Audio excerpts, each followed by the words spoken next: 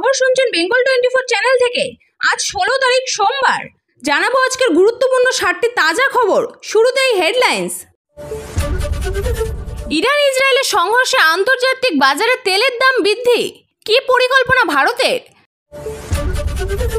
বোর্ডের নির্দেশ মানছে না রাজ্য, তুমুল ক্ষুব্ধ কলকাতা হাইকোর্ট। ইউটিউব দেখে খেলনা তৈরি করতে গিয়ে অঘটন, মুর্শিদাবাদে বিদ্যুৎপৃষ্ট হয়ে মৃত্যু কিশোরের। প্রবল বৃষ্টির জেরে কেদারের পথে ধস, মৃত্যু পুণ্যার্থীর, আপাতত বন্ধ তীর্থযাত্রা।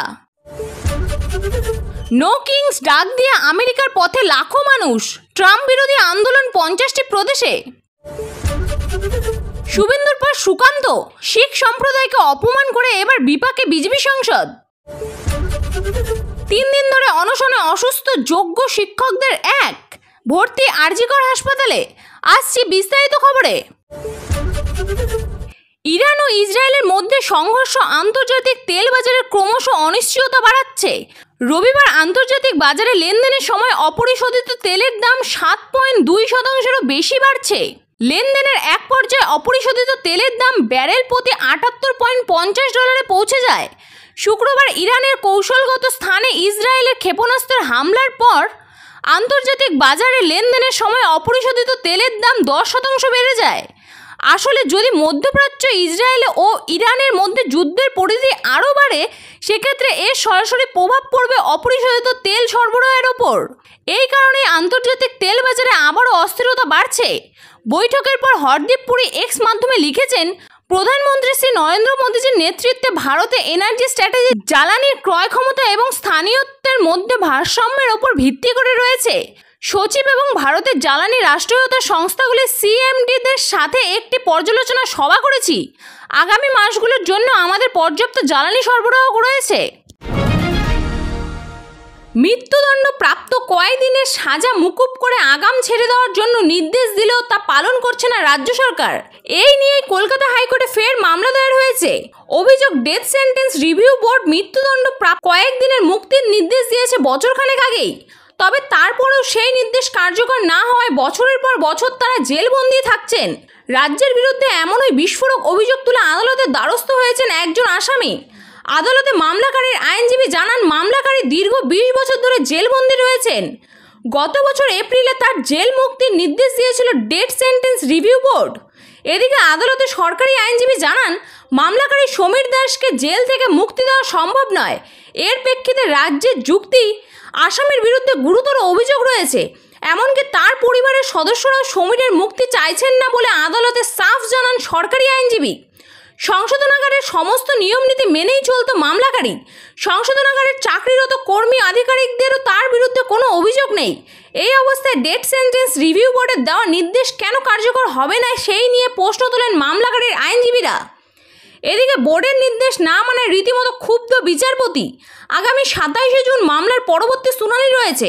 সেই দিন উচ্চ আদালতে কী নির্দেশ দেয়, সেই দিকে নজর সকলের। ইউটিউব দেখে খেলনা তৈরির শখ, কয়েকটি খেলনা সেইভাবে তৈরিও করেছিল কিশোর, কিন্তু সেই শখ কাল হলো। খেলনা তৈরির সময় বিদ্যুৎপুষ্ট হয়ে প্রাণ গেল এক কিশোরের। ঘটনাটি ঘটেছে মুর্শিদাবাদের সাগরপাড়ার হায়দালপাড়ায়। মৃত কিশোরের নাম বিপ্লব হালদার, বয়স 13 বছর। সে হালদারপাড়ার বাসিন্দা। সাগরপাড়া উচ্চ বিদ্যালয়ের 7ম শ্রেণীর পড়ুয়া ছিল বিপ্লব। মেধাবী ছাত্র হিসেবে পাড়ায় পরিচিত ছিল বিপ্লব। পড়াশোনার পাশাপাশি শখ ছিল ইউটিউব দেখে খেলনা তৈরির। পরিবার সূত্রে জানা গিয়েছে, আগেও বেশ কয়েকটি খেলনা তৈরি করেছিল বিপ্লব। সেই মতো আরও একটি খেলনা তৈরি করছিল সে। এতে আপত্তির কিছু দেখেনি বাবা মা, বাধাও দেয়নি, কিন্তু তাতেই ঘটে বিপত্তি। শনিবার খেলনা গাড়ির চাকা লাগাতে গিয়ে বিদ্যুৎপৃষ্ট হয় সে।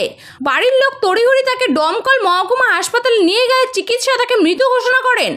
মৃতের বাবা বাপন হালদার বলেন, ইউটিউব দেখে খেলনা তৈরির শখ ছিল ছেলের।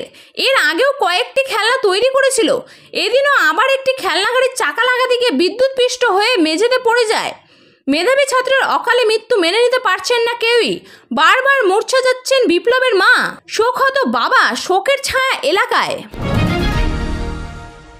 প্রবল বৃষ্টির জেরে মর্মান্তিক দুর্ঘটনা কেদারনাথের যাত্রাপথে। সোনপ্রয়াগ থেকে কেদারনাথ যাওয়ার পথে ধস নেমে মৃত্যু হলো এক পুণ্যার্থীর। পাশাপাশি দুর্ঘটনার জেরে 2 জন আহত হয়েছেন বলে জানা যাচ্ছে। ধসের জেরে বন্ধ হয়ে গিয়েছে রাস্তা। এই অবস্থায় কোনো রকম ঝুঁকি এড়াতে অনির্দিষ্টকালের জন্য ওই পথ কেদারনাথে যাত্রা বন্ধ করা হয়েছে। রুদ্রপ্রয়াগ পুলিশের তরফে জানানো হয়েছে, গত কয়েকদিন ধরে এক নাগাড়ে ভারী বৃষ্টির জেরে ওই পথে জঙ্গল চট্টির কাছে বড়সড় ধস নেমেছে। ভারী পাথর চাপা পড়ে মৃত্যু হয়েছে একজনের, পাশাপাশি আরও দুজন আহত হয়েছেন। ধ্বংসাবশেষ এবং পাথর পড়ে বন্ধ হয়ে গিয়েছে রাস্তা। এদিকে চলতি সপ্তাহে ভারী বৃষ্টির পূর্বাভাস রয়েছে এই অঞ্চলে, জারি হয়েছে হলুদ সতর্কতা। এই অবস্থায় ভক্তদের নিরাপত্তার কথা মাথায় রেখে সোনপ্রয়াগ থেকে কেদারনাথ ধামে যাওয়ার পথ বন্ধ করা হয়েছে। আগামী নির্দেশ না আসা পর্যন্ত ওই পথ কেউ যাতায়াত করবেন না। এদিকে শুধুমাত্র জঙ্গলচট্টি এলাকায় ভূমিধসের জেরে ওই অঞ্চলে আটকে পড়া তীর্থযাত্রীরা উদ্ধার করতে কাজে নেমে পড়েছে উদ্ধারকারী দল।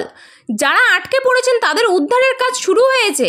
পাশাপাশি কেদারনাথ ধামে আসা তীর্থযাত্রীদের কাছে আবেদন জানানো হয়েছে নিরাপদের জায়গায়, বিশেষ করে হোটেলের কাছাকাছি থাকার জন্য। অভিবাসী ইস্যুতে সপ্তাহখানেক ধরে অগ্নিগর্ভ আমেরিকার লস এঞ্জেলসের। প্রেসিডেন্ট ডোনাল্ড ট্রাম্পের অভিবাসন নীতিবিরোধী আন্দোলন ক্রমশ ছড়িয়ে পড়েছে মার্কিন মুকুলের অন্যত্রেও। এবার খোদ প্রেসিডেন্টের জন্মদিনে নো কিংস, স্বৈরাচার নিপাত যাক, সংবিধান বাঁচান স্লোগান উঠল আমেরিকার মাটিতে। সব মিলিয়ে দেশের মাটিতে অস্বস্তি বাড়ছে ট্রাম্পের। মার্কিন সংবাদ মাধ্যমের সূত্রে খবর, আমেরিকার 50টি প্রদেশে নো কিংস ডাক দিয়ে আন্দোলনে নেমেছেন লাখ লাখ মানুষ। রাস্তায়, পার্কে, প্লাজায় পোস্টার হাতে ট্রাম্পের অভিবাসন নীতির বিরুদ্ধে প্রতিবাদ দেখাচ্ছে সাধারণ নাগরিকরা। এমনকি ছোট শহরগুলিতেও ছড়িয়েছে আন্দোলনের আগুন। অবৈধ অভিবাসীদের নির্বিচারে গ্রেপ্তারির প্রতিবাদে গত 7 দিন ধরে ক্ষোভে ফুঁসছে সহ আমেরিকার বিভিন্ন শহর। মার্কিন সেনাবাহিনীর মেজর জেনারেল স্কট শেরম্যান জানিয়েছেন, উত্তপ্ত লস এঞ্জেলসের ন্যাশনাল গার্ডের 4000-এরও বেশি নিরাপত্তা কর্মী এবং 700 মেরিনস মোতায়েন করা হয়েছে। ইরাক এবং সিরিয়ায় এই মুহূর্তে যে পরিমাণ মার্কিন সেনা মোতায়েন রয়েছে, এই সংখ্যাটি তার থেকেও বেশি। প্রসঙ্গত, পেন্টাগনের প্রকাশিত পরিসংখ্যান অনুযায়ী বর্তমানে সিরিয়ায় প্রায় 2000 এবং ইরাকে 2500 মার্কিন সেনা মোতায়েন রয়েছে। বিদ্রোহ দমাতে শহরের রাস্তায় যে হারে নিরাপত্তা কর্মী নামাচ্ছে মার্কিন প্রশাসন, তাতে মনে করা হচ্ছে আগামী দিনে সংখ্যাটি 5000 ছাড়িয়ে যাবে। গ্রেপ্তার করা না হলেও গোলমাল ছাড়ানো অভিযোগ, ব্যাপক ধরপাকড় ও আটক অভিযান চলছে। এই নিয়ে সমালোচনার মুখে পড়ছে ট্রাম্প প্রশাসন। শুভেন্দু অধিকারীর পর সুকান্ত মজুমদার। শিখ সম্প্রদায়কে অবমাননা করে এবার বিতর্কে জড়ালেন বালুরঘাটের বিজেপি সাংসদ। তার বিরুদ্ধে পুলিশের কাছে অভিযোগ দায়ের শিখ সংগঠনের। ক্ষমা না চাইলে তার বিরুদ্ধে বৃহত্তর আন্দোলন নামার হুঁশিয়ারিও দেওয়া হয়েছে। ঠিক কী করেছেন বিজেপির রাজ্য সভাপতি? রবিবার কলকাতায় শ্রী গুরু সিং সভায় অফিসিয়ালি ফেসবুক পেজে একটি ভিডিও শেয়ার করা হয়। ওই ভিডিওতে দেখা গিয়েছে কলকাতা পুলিশের প্রিজন ভ্যানে উঠে দাঁড়িয়ে রয়েছে সুকান্ত মজুমদার। হাওয়াই চপ্পল, কাটওয়াইট বাইরে লক্ষ্য ছোড়েন। ওই কাটআউটটি উড়ে গিয়ে এক শিখ ধর্মাবলম্বীর পাগড়িতে লেগে মাটিতে পড়ে যায়। বলে রাখা ভালো, শিখ ধর্মাবলম্বীর কাছে পাগড়ি অত্যন্ত পবিত্র। এই ভিডিও শেয়ার করে তাই সুকান্ত মজুমদারের বিরুদ্ধে ধর্মীয় ভাবাবেগে আঘাত দেওয়ার অভিযোগ করেছে শিখ ধর্মাবলম্বীরা। এর আগে গত বছরের ফেব্রুয়ারি মাসে উত্তপ্ত সন্দেশখালীর পরিস্থিতি পরিদর্শনে যায় বিজেপি বিধায়ক একটি প্রতিনিধি দল। নেতৃত্বে ছিল বিরোধী দলনেতা শুভেন্দু অধিকারী। ধামাখালির কাছে বিজেপি প্রতিনিধি দলকে আটকায় পুলিশ। সেই দলে ছিলেন ইন্টেলিজেন্স ব্রাঞ্চের special super IPS officer Jaspreet Singh. Sikh সম্প্রদায়ের ওই আইপিএসের মাথায় স্বভাবতই পাগড়ি ছিল। অভিযোগ, আর তা দেখেই বিরোধী দলনেতা শুভেন্দু অধিকারী নাকি ওটা খালিস্তানি বলে কটাক্ষ করেন। তাতে ক্ষেপে যান ওই পুলিশ অফিসার। পাল্টা প্রশ্ন করেন, আমার মাথায় পাগড়ি দেখে খালিস্তানি বলছেন, এ কেমন কথা? উভয়ের তর্ক বিতর্কে ধামাখালির কাছে পরিস্থিতি আরও উত্তপ্ত হয়ে ওঠে। সেই ঘটনার জেরে শুভেন্দু অধিকারীকে নাকি সতর্ক করেছিলেন বিজেপির সর্বভারতীয় সভাপতি জেপি নাড্ডা। এবার দেখার সুকান্তের ভাগ্যে কি রয়েছে। সল্টলেকে অসুস্থ অনশনকারী যোগ্য শিক্ষকদের এক প্রতিনিধি। গুরুতর অসুস্থ অবস্থায় তাকে আরজিকর হাসপাতালে নিয়ে যাওয়া হয়েছে। তাকে সঙ্গে সঙ্গে ভর্তি নেওয়া হয়েছে আরজিকরের চিকিৎসাধীন তিনি। অসুস্থ শিক্ষকের নাম বলরাম বিশ্বাস। 3 দিন ধরে যোগ্য শিক্ষকদের যে 10 জনের প্রতিনিধি দল অনশন করছে, সেই দলের সদস্য তিনি। আজ রবিবার সকালে তিনি হঠাৎ অসুস্থ হয়ে পড়েন। তড়িঘড়ি গাড়ি ডেকে তাকে আরজিকর হাসপাতালে নিয়ে যাওয়া হয়। তালিকা প্রকাশ সহ একাধিক দাবি নিয়ে বৃহস্পতিবার থেকে অনশনে বসেছেন আন্দোলনকারীদের একাংশ। বিকাশ ভবনের বিপরীতে অনশন চালাচ্ছেন তারা। শনিবার রাতে শারীরিক অনশনকারীদের স্বাস্থ্য পরীক্ষাও করা হয়েছে বলে জানা গিয়েছে।